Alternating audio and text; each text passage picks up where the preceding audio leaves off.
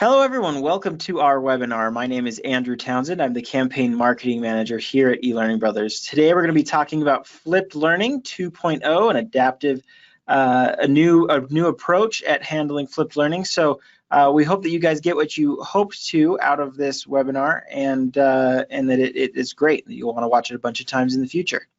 This session will be recorded. We'll be emailing a copy of it out to everybody who has registered, so you'll be able to view that later today. We will also post a copy of it on our blog at blog.elearningbrothers.com, so you can view it there, share it around as you'd like.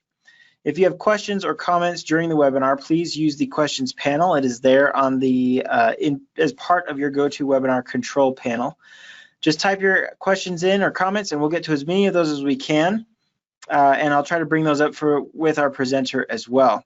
If we can't get to all of your questions, or if there's something that we are not able to answer live, we will try to reach out to you and get your questions answered offline.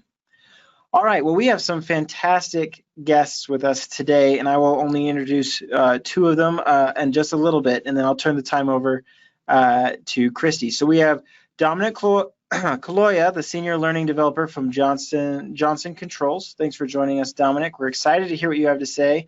And there's a lot of people here that know about you and know of you. We also have Christy Callahan, Director of Marketing with eLearning Brothers. And I'm going to go ahead and turn some time over to you, Christy, to tell us a little bit more about Domenic and what we're going to be talking about today. Awesome. Thank you, Andrew, for such a nice introduction. I'm excited to have Domenic presenting again with us. As Andrew mentioned, I'm the Director of Marketing at eLearning Brothers, and you probably know I had the same exact job over at Drvantis. So now the only difference is that I'm part of a bigger family, and not only am I lucky to be supporting the same wonderful products, but I also have the luxury of working with our favorite LECTORA fan favorites conference, and he's a conference presenter and a webinar speaker, Domenic Caloia. So if you haven't seen Domenic's previous webinars or seen him speak at conferences, they're a huge hit. He's the creator of the Learner Intelligence Adaptive Design Model and is well known for his personalized learning strategies in all authoring tools and not necessarily just LECTORA. So if you have any questions about differences to tools, he's the guy that you want to ask.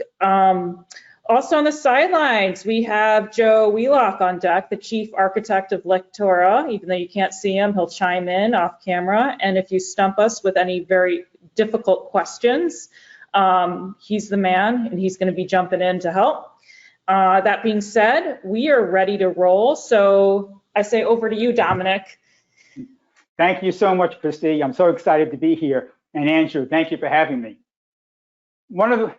I'm really excited because we're going to be covering some amazing things. Flipped learning, if you have any experience in the industry, you're probably thinking it's been around for a while. What's the big deal? But we're going to put a twist on it. A really exciting twist to make it a lot more relevant to what's taking place today. And before we get started, I'd like to find out, who am I talking to? What kind of tools you guys are using? And I believe, Andrew, you could have a poll asking that question. Yep, so I'll put that poll right here on the screen. You guys can click right on the screen. Now, I understand you may be using more than one of these. That is a possibility. We're just wanting to know which one you're mostly using. What are you really diving into the most? We'll give you guys a couple moments to participate here in this poll. We have quite a spread here, actually. It's almost even. We'll give you guys a couple more seconds to voice. All right, 5, 4, 3, 2, 1. All right, here's those results. So 36% of our audience is using Storyline primarily, 17% using LECTORA, 16% using Captivate, 23% a combination of tools, and 7% something less awesome than LECTORA, that's for sure. I guess you guys know that I was the writer of that poll. It's all good. That information is very helpful to me because I'll make some comments referencing the different tools as we go along. But then something else I want to know also is, how much experience you guys have. Am I dealing with a mixed audience probably of some people that are new to instructional design, some people that have been doing it for a while, and maybe some people that say, look, Dom, I'm a programmer, I'm using JavaScript and all the advanced techniques. So give me that information, and then we'll launch into what I think is going to be a very exciting agenda.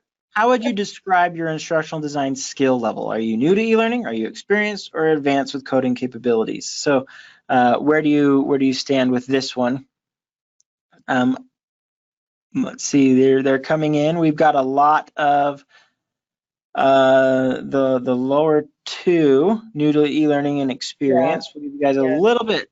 5, 4, last chance. 3, 2, 1. Okay, so of those that participated, 58% of the audience are experienced, 32% are new to e-learning, and 10% would consider themselves advanced with coding capabilities.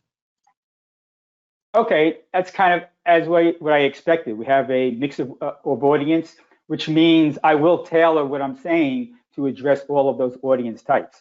What are we going to be talking about today? We're going to be talking about, and can you see my screen? The agenda is, we're going to talk a little bit about flipped learning, but because many of you already know about that, I want to focus most of the time on what we're going to do to take a traditional old school model of flipped learning and make that a lot more powerful and a lot more relevant. And hold on for 1 second because I am not seeing. Okay, so I'm flying blind right now, folks. All right. That's okay. We got this covered. Now you see on the agenda, I have LECTORA code. Don't worry, I'm just going to briefly show a little LECTORA code for those that are the programmers. But what I'm talking about can apply to all of the tools that you're currently using. So next, let's take a look at flipped learning. There's 2 parts to flipped learning. Flipped learning takes the students and the learners that are typically in front of the instructor, and it has them learn offline, has them learn independently. And then the time spent with the instructor becomes a lot more valuable. The instructor can then go with the students who have learned the basics into a lot more depth and go into application examples. That being said, in this diagram here, on one side, you've got on the couch, the independent learner, and then you have the classroom experience with the instructor on the right-hand side. So a quick little poll here. On which side do you think is the weakest link? Which side is the most problematic? On the independent study side or the instructor side? Let's launch a quick poll, Andrew, and see if we can get those results back. Sure, so that's up on the screen. Where's the weak link? Learner side, instructor-led side, or both? A lot of comments coming in. Let's see, we'll give you guys a moment here. This is not going the way I thought it was going to go. Very interesting. We'll give you guys just a few more seconds. If you've been participating in the previous polls, and looks like some are not in this one, give you guys a couple more seconds to think about it. This one may be valuable to think about a little deeper. All right, 5, 4, 3, 2, 1. All right, 46% of our audience said both. 34% said it's on the learner side, and 21% on the instructor-led side. Interesting. That's a very interesting spread of opinions, and I'm impressed with the large number of people that said both. Trust me, I'm not going to stand up here and take sides here on such an evenly divided issue.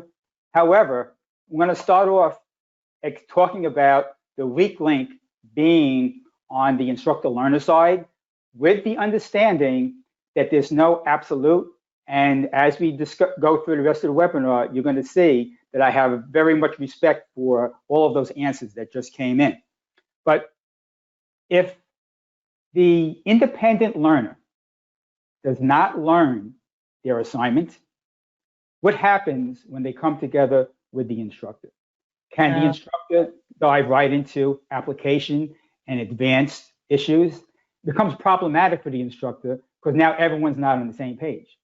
Ideally, they would be on the same page if they learn the content. But if there's a problem in the independent study part, that problem spills over to the instructor. However, if the problem has been identified on the instructor side and everyone's learning independently, then the problem is different. Then the problem focuses on what can we do to improve the instructor side. So I'm going to start off by saying that the problem mostly is on the learner side, because if we could find a way to improve how the learner learns independently and get everybody on the same page, then when they come together with the instructor can proceed a lot deeper, carrying people further along in the learning experience. And I hope that kind of makes sense to everybody. However, if the learner does learn everything, the experience with the instructor, like I said, can go much deeper. And that's what we're going to strive to do. What can we do with some modern techniques to take this flipped learning model and strengthen what I've identified as the weak chain? And now, my favorite part. We're going to have some fun. You can see the title of this slide says the dating game. A link was sent out for people to take a test drive of a course. This is a very, very special course, and it's going to help you understand everything that we're going to talk about in improving that flipped learning chain. This course is a very adaptive course. It's different for different people. And we're going to take a look at the results. The good news is, if you have not taken the course, the link is still up there. And at the end of this presentation, you will see a link to take the test drive course. If you didn't have a chance to take it, you could take it afterwards. And I encourage you to take it with your colleagues and then compare the results. And let's switch right over and take a look at what those results look like. Let me explain. As you see the scrolling list, you're seeing a lot of entries and a lot of letters and numbers. As everyone took the course, every single page you clicked on was being stored in memory, and it's being transmitted up to this Google Sheet. I now can take a look and see how every single learner proceeded through the course. And the reason why I'm calling this a dating game is, out of the 160 or so people that have taken this course over the past couple of days, I'm wondering, can we find a match for Christy, who took the course last week? Can we find somebody that went through this course in exactly the same way as Christy did? So we're kind of having some fun here and calling it the dating game. But here's the question. If everybody took this course, did they take the same course? And you may say, it's the same link, it's the same course. Of course we took the same course. But let's take a closer look and see what people's experience was. If I'm taking a look here at this list, Christy took it at the beginning, and she clicked on the first page in the corporate, and then she clicked on all of the pages in sequence for the designer section. And if you recall, there were 5 sections to this course. She chose to click on one corporate, all of the designer pages, and then she exited the course. As I scroll down to all the replies, I did not find, I'm sorry, Christy, I did not find your soulmate. I did not find your exact match. The color coding is what I did last night. And I did the color coding to help you see and recognize different behavior patterns. Highlighted in blue is the pages that pertain to the designer. And since there's a lot of instructional designers in the audience, I'm not surprised, and watch as I scroll down, I'm not surprised to see how many people have blue highlighted pages. Yeah. All right. The other colors represent other categories. Programming, I thought, would be another good one. So here's someone, and this is initials YC, took all the designer pages, then took all the programming pages. Now let me switch over to another tab where I've sorted them in order. And we're going to take a look and see, out of the 160 some odd people who have taken this course in the past week, have there been any matches? But before we do, I want to point out to Helen Pressland. I don't know if you're on live right now. If so, maybe you could raise your hand. But an award goes to you. You viewed this course 74 pages. There aren't that many pages in the course, which means you looked at some pages more than once. You started off in the green area looking at the academic pages, switched over to the designer, back to the academic management.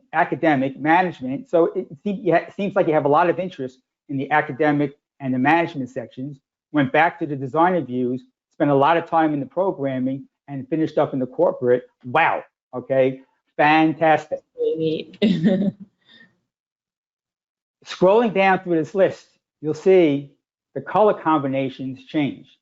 What that means is people are going through the course in their own way. They're making their own choices. They're doing their own thing. They're learning the way they want to learn.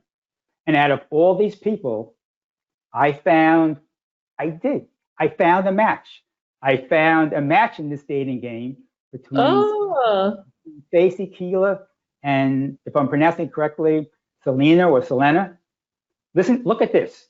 They both started and finished in the exact same sequence. They did all the designer pages, all the academic pages, all the management pages, all the programming pages, and all the corporate pages. They both picked up the 6 badges, and they both viewed exactly 40 pages. Other people viewed 40 pages. Other people viewed all those sections, but in a different sequence. This is very important. What we're doing right now is extremely valuable to designers and to stakeholders in the learning field. To get to know your learners better, this is what you do. Once you have this tracking and you access the results, you could learn about your audience. If I find by going through all these results that hardly anybody looked at the corporate, we have 1 or 2 things to decide. Maybe we don't need to put corporate information into this course because no one's interested in it. Or if the stakeholders say, but it's important, they need to know this, then we need to make some sort of a change, do something to motivate the learners so that they would be interested in learning that information. However, a simple poll is not going to give you all this information. A simple poll is not going to show you exactly how they went through the course. And if you're building courses with next buttons, next, there's no option for the learner to choose how they go through the course. There's no option for a learner to have control and learn the way they want to learn.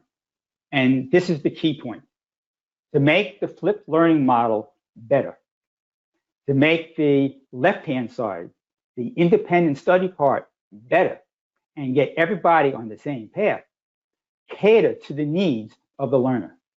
Give them some control of the course.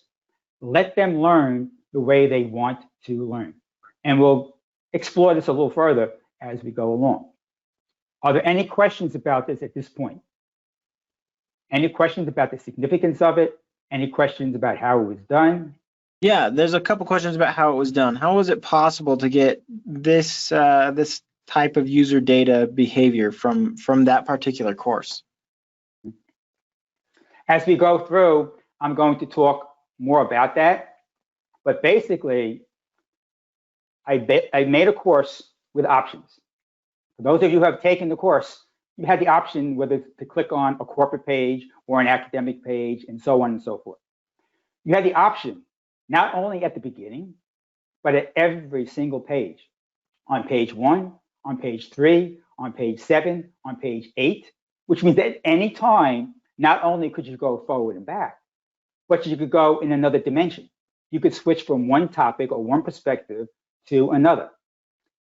That's step 1. Step 2, I had to track it. I tracked it with variables. I submitted it to Google Sheets, which is free, and now I'm accessing the results on Google Sheets. And we'll talk more about that as we go along, but that's a quick answer to your question. Is there another question, Andrew? Yes. What if in the material later down, the course depends on something that was presented in an earlier topic? Is this kind of how you would do that as well? If there's something later on in the course that depends on something in the beginning. On content or data put in an earlier part, or we could even just go and think about prerequisites. Sometime down the course, if you're allowing the learner to choose their own learning path and they get to a section where it's going to check if they have taken a course or a portion of a course in the past, would you do that the same as this? The good thing is this adaptive design is not an all or nothing decision. So for example, very often I will start a course with some preliminary information, some basic information, and at a certain point, then give them some choices. At any time I want to, I could have one set of content and take away the choices. Maybe they take an assessment or something like that, and based on the assessment, I do something different for each learner. But when there's content that is complex and content that can be viewed differently, and we're going to get to some of the options later on as to how you might do this, but it's not an all or nothing type of a thing. And you can integrate it with fixed learning also, linear learning. Anything else? A lot of people want to know what platform was used to build that course. The good news is I built this with LECTORA because out of all the programs, that's the easiest to do. I've also done it in Storyline, and at the end of the presentation, there will be a link where you can go and download templates in both of those courses.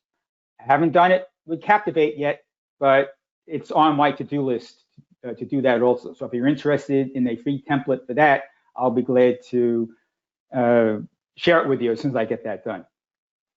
Excellent. Okay, is that it for these questions? Yeah, that's where there may be more coming in, but we can take those later. Now, when you finish the course, you come to this screen, and this screen is going to show you how many badges you've earned. You earn a badge if you complete all 8 of the pages in the section for academic or designer or programmer, etc. The personalized path that you're seeing there, that's all the information you just saw sent up to Google Sheets, and that tells me the letters for the section, the numbers for the page number. It lets me know exactly what pages you viewed and in what sequence. And the total number of pages is there also. I did this with what I call, it's a system I came up with because I come from a classroom teaching experience.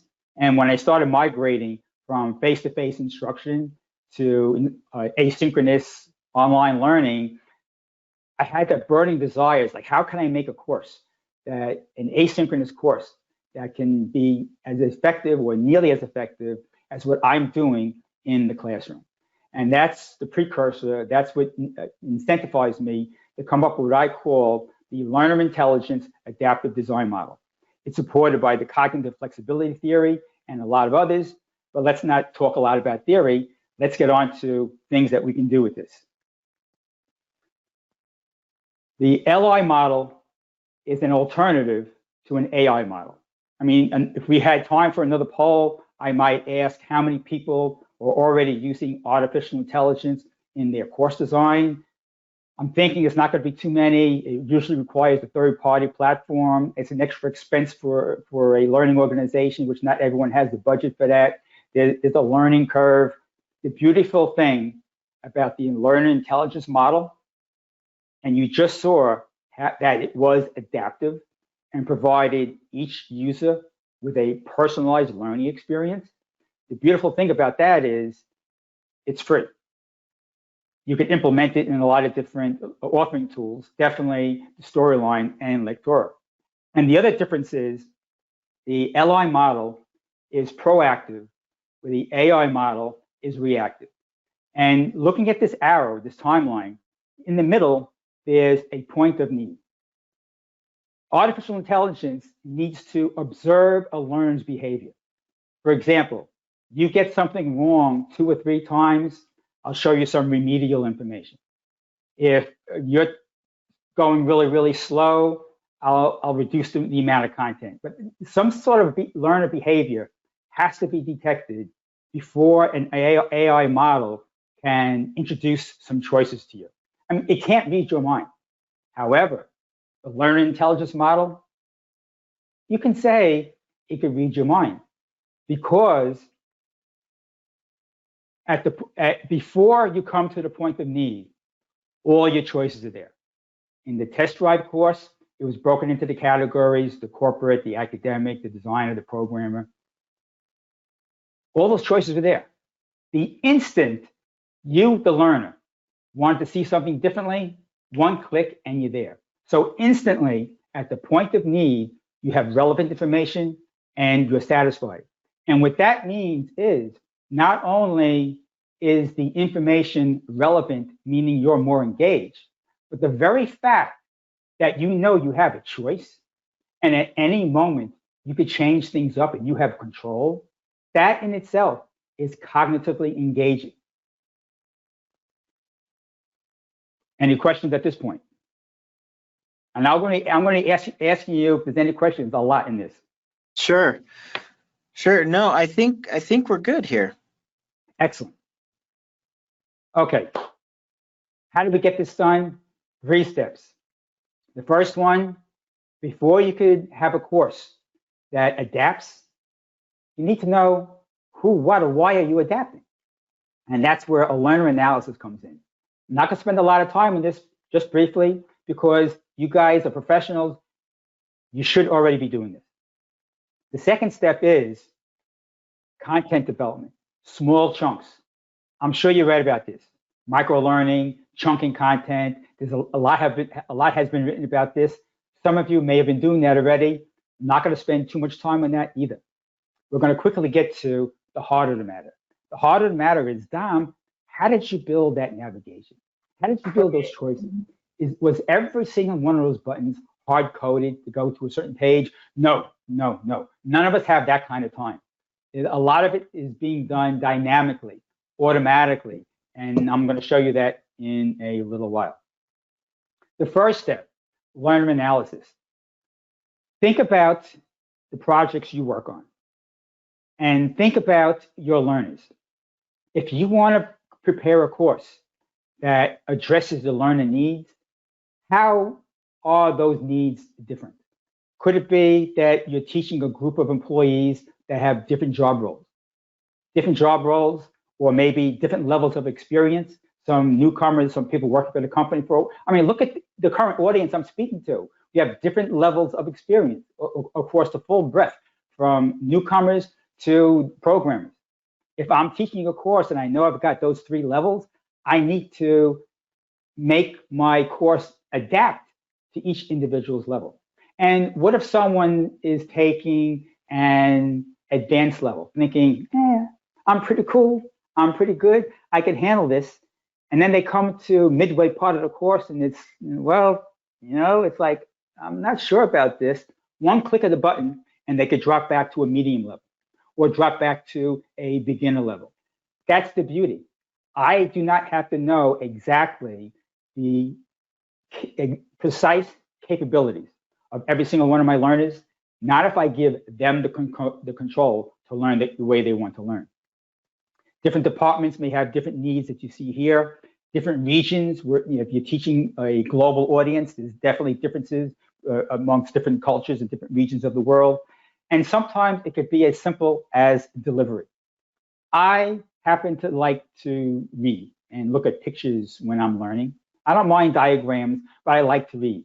I usually mute the audio on a course because I could read much faster, and I could stop reading and I could think and I could contemplate when I want to. if I'm listening to audio and they keep talking and I want to think about something, I have more control over text. But sometimes I get tired. I just want to see a video, like someone just talk to me, like I'm talking to you guys now. Learning styles are no longer considered to be fixed, where everyone has a learning style. People have many learning styles, and they fluctuate even in the middle and during a learning experience. To build a course that lets people change the way content is delivered, awesome. Any questions on this point?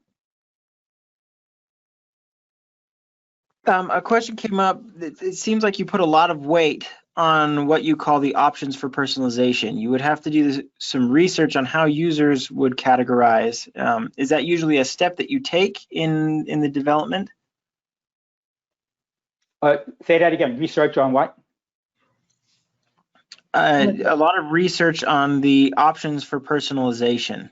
You'd have to do research on how the users would categorize. Is that a step that you take? It could be. If you're working for an organization and you've been there for a number of years, over a period of time, you may know what your learners are like.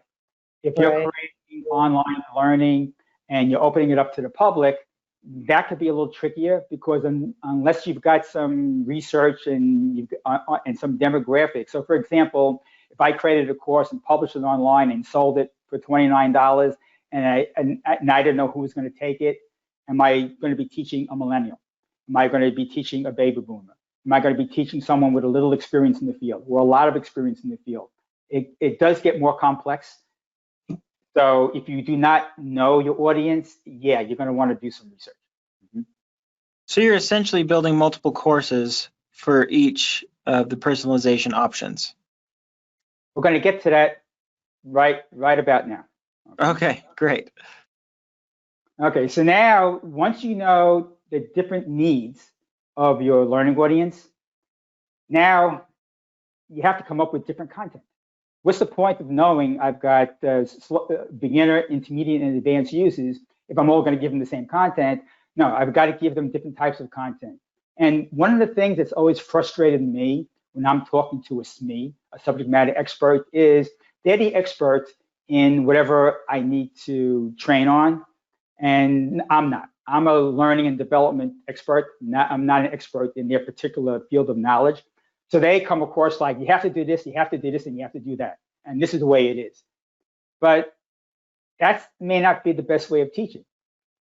When you're teaching for an adaptive course, you have to ask questions. And I love the Socratic method. Who, what, when, why, where, how? Those types of questions, keeping your audience in mind. Well, how would a beginner do that if they've never done this before? If you know you're teaching a beginner, or if someone has a lot of experience and they've done this many times, do we really need to tell them where to plug this wire in? Aren't they going to know that? The answers you get back from the subject matter expert is going to help you say, this is the way I explain this particular step to a beginner. This is what I need to tell a moderate learner. And this is what I need to, I could pare it down and just give the bare minimum to an experienced learner. Maybe an experienced learner does not need to see a diagram. Connect it to the RJ45 port. They know exactly where it is. Maybe an intermediate learner needs to see a diagram and be told that. Maybe the beginner needs to be explained why. In order to make a connection between the computer and the monitor, you need to plug this blue wire into the RJ45 port. Look at the diagram and see where it's located. All right.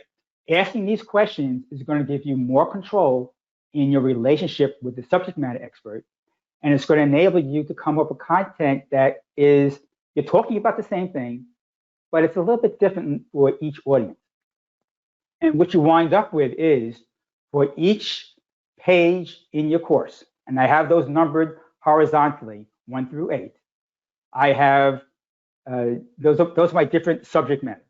So in each column, let's say on column 4, we're talking about learner intelligence. I'm talking about learner intelligence, but the way I describe it to someone in the academic category or the manager category is going to be a little bit different. What helps me is to create this content matrix where the different types of content I categorize for the different learner groups, whether it be beginning, intermediate, advanced, or different regions of the country, et cetera, et cetera. And I think this might be addressing one of the questions that came in earlier. Are there any questions on this? No, we're good. We can chug right along. Smart group. Awesome. Now I'm going to talk about the really important part that you've all been waiting for. Dom, how did you do this? The learner analysis, got it. Chunk of the content, talking to the SMEs, got it. But now how do we make this work? The key to this working is, number one, it's dynamic. If you've got a 40-page course and you've got 3 audiences, it's 120 pages of information. My gosh, to have to hard code all that, it's going to be a lot of time. It doesn't have to be all hard coded. And I think this addresses the question that came in earlier. Are you creating multiple courses? In a sense, yes, but it's a lot easier than creating multiple courses. And it's a lot easier to manage. I mean, if I had 6 courses out there, or let's say 3 courses, one for a beginner, one for an intermediate, and one for the advanced, that would be more work than what we're talking about here. And it would not be as effective. I think I'm advanced. I sign up for the advanced course. If I get stuck, I've got no options. So now, what kind of a learning experience for that? Now I'm feeling stupid. I'm feeling frustrated. Not something you want to do for the audience.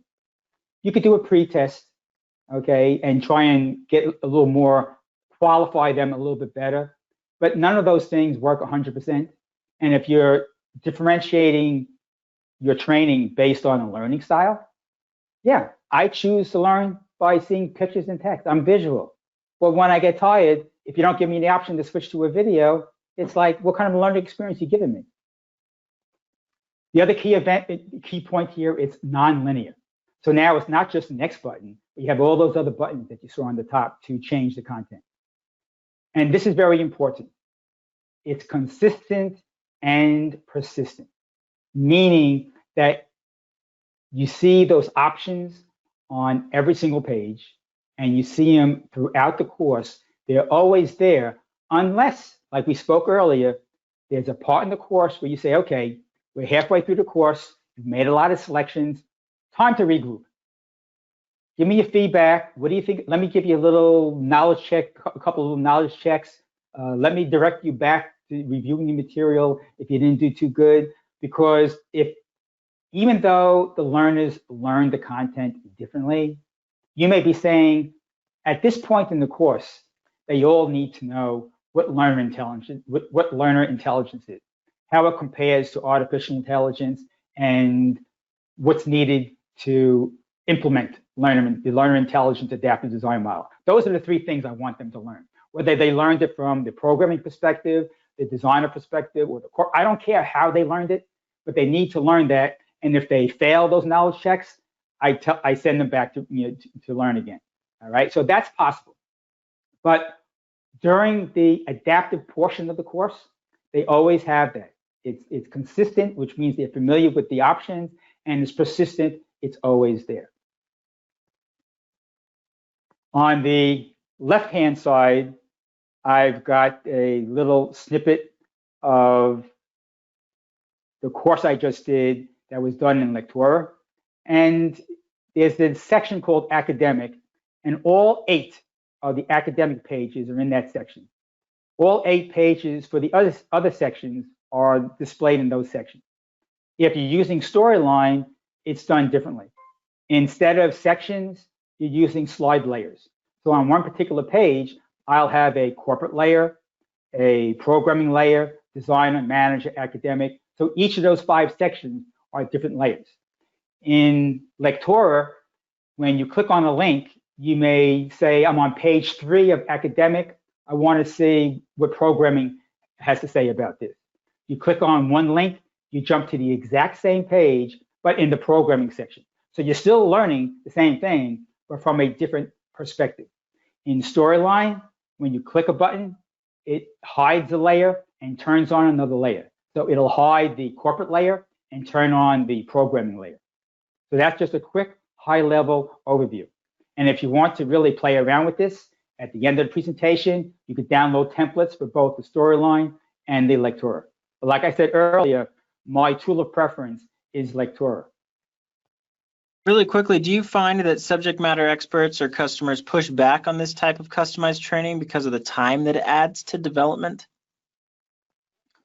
Not so much the subject matter experts, but because this is so new, and it's so, new, I've been using this since 2012, so for me, it's not new, but in the community in general, it's getting some extra attention now because of all the buzz around artificial intelligence, and especially since there's no cost to implement this. If the big problem comes from managers, but I would suggest you show them a demo as to the benefits that can be derived. If there's frustration on, are we getting through to our learners, your management team may be more receptive to you coming up with this suggestion.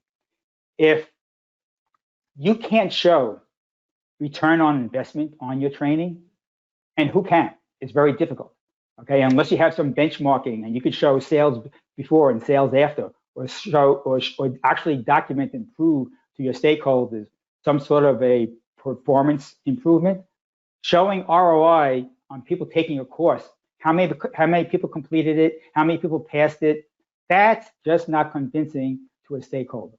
But the information that we can collect in Google Sheets, now you can start giving your learning department information so they can make better courses, and your stakeholders information so they can make better decisions. And the fact that you can only do that through an adaptive course gives you another reason to convince your stakeholders to support you in this. But it's not so much from the SMEs. You'll just carry on a conversation and get the information you need. But it's more from management. It's like, oh, you're going to spend extra time doing that. But the extra time is going to bring extra value. One other question here. Do you feel like this could get gimmicky if you're training on regulatory requirements that every piece of content must be viewed, or is it still worthwhile in those situations as well?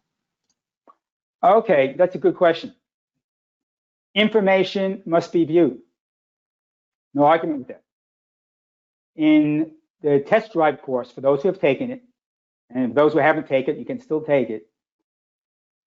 I had 5 different categories: the manager, the corporate, designer, programmer. And the learning content was the same for all, but it was just expressed a little bit differently. At the end of the 8 pages, you should have walked away with some understanding of the learner intelligence adaptive design model, which was what the whole thing was about. You experienced it as well as read a little bit about it. And I didn't make this like a really full, intense course. Your time is valuable. I wanted this test drive course to be something you could finish in a very short amount of time. Otherwise, people are going to say, Dom, what are you doing here? You're killing me. You got the encyclopedia here of instructional design, and I haven't got time for this, and then no one would finish it. So I purposely just put a couple of sentences on each page, quick, short, and to the point. But to answer your question, in a regulatory compliance, yeah, they have to view the information. But who's to say how they view it? Does it make a difference whether they read it, whether they hear it, whether they watch a video, whether they engage in an interaction, where they're dragging and dropping things around? The whole key point is I've engaged in some sort of learning where I've learned that particular content. And if you're super regulatory where they have to read this paragraph, look, some things we can't control. If they have to read this paragraph, you could put it in.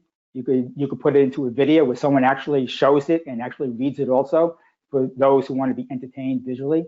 So you have to get a little creative there. But first and foremost, you have to meet your regulatory requirements. But like I said, there's different ways of getting that done. Any other questions?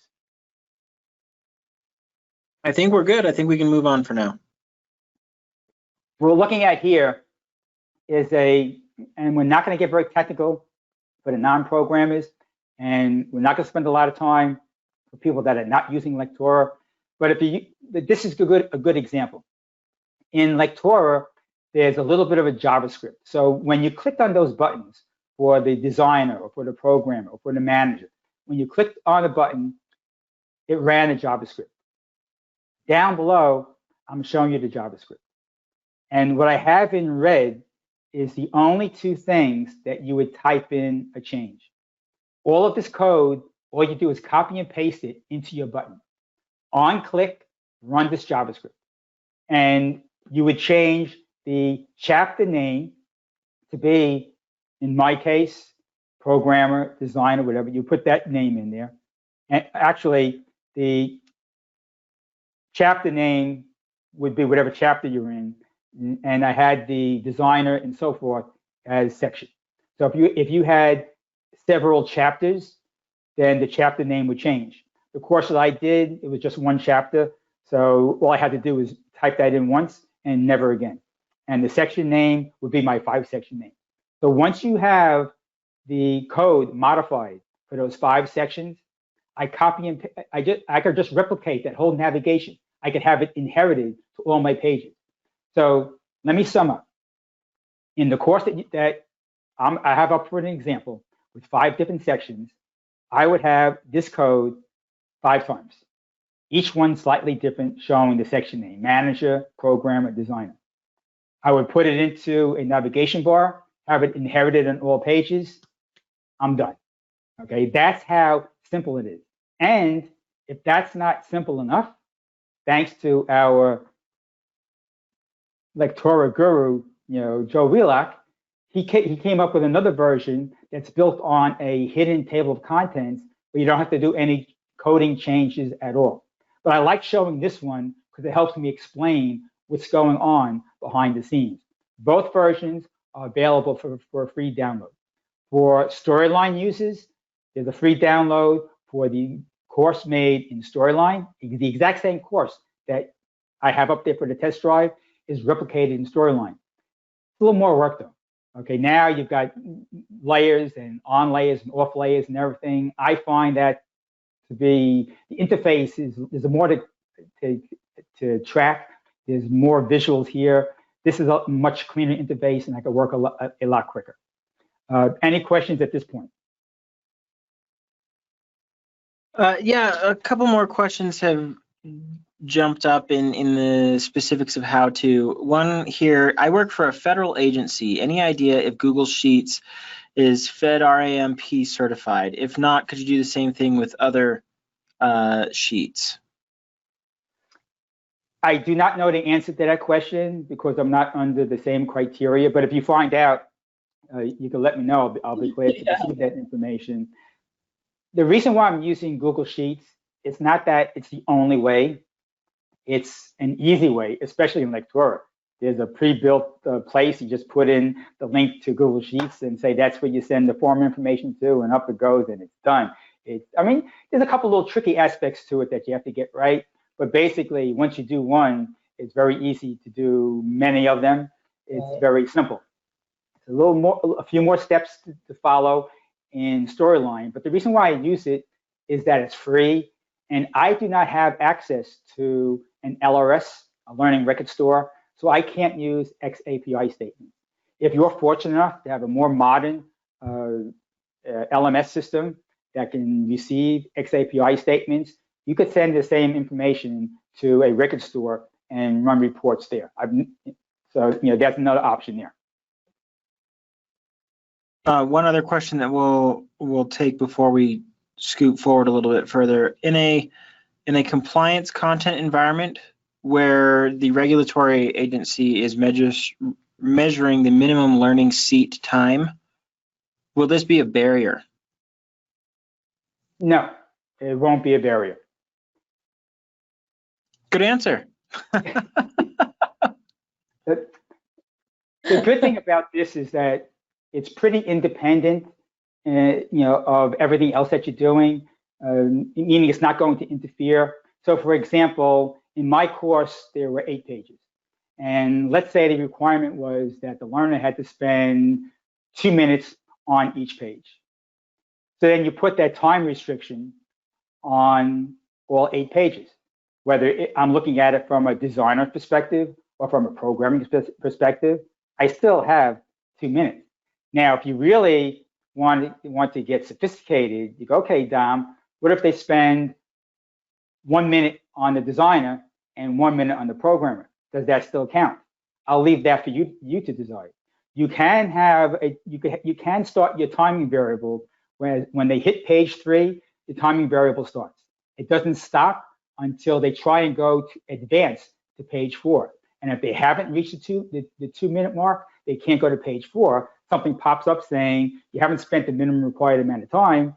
Now, while they have time left on page 3, do you care whether they switch to a programming view or an academic view?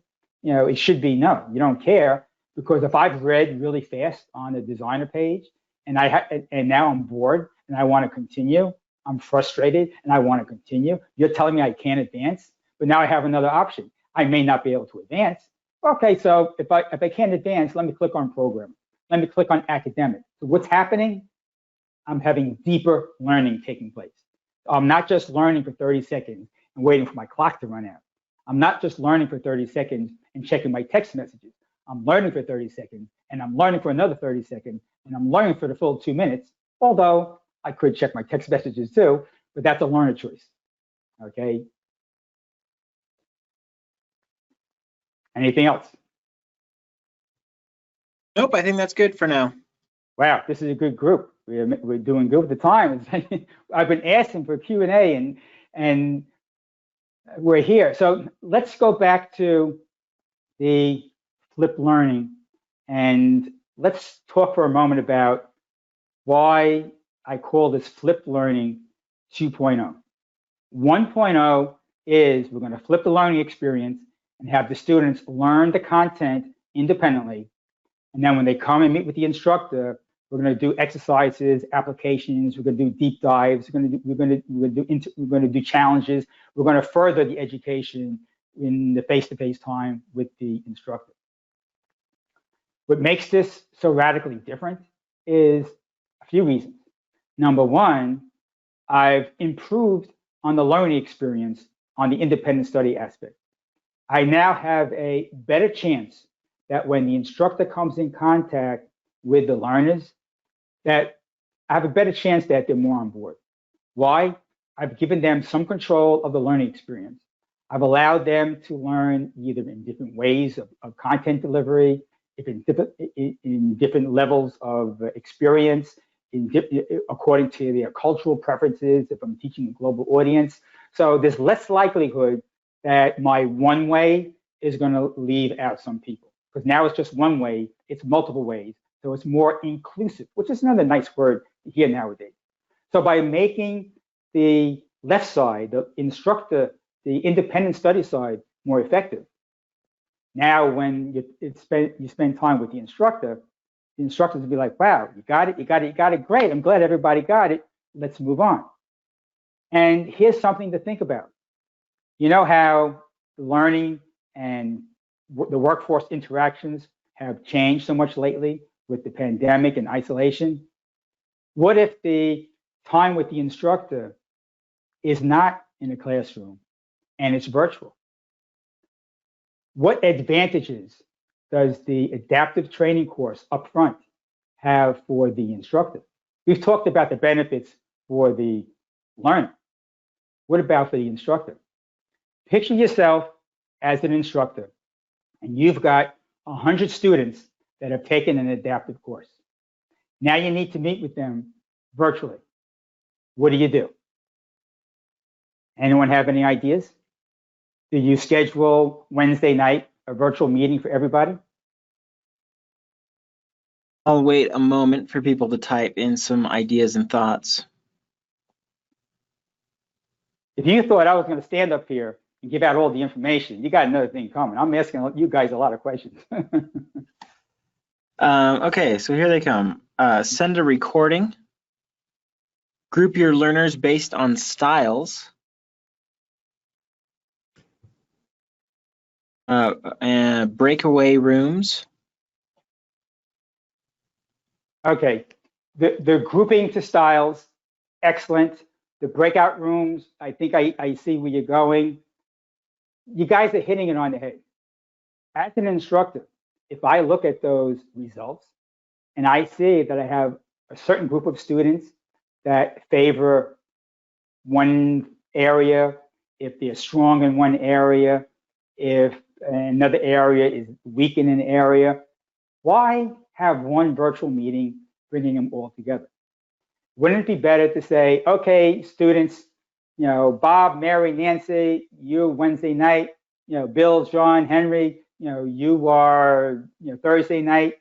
And now when I meet with the group, I customize. I, as the instructor, adapt my learning to an audience that I know is more homogeneous.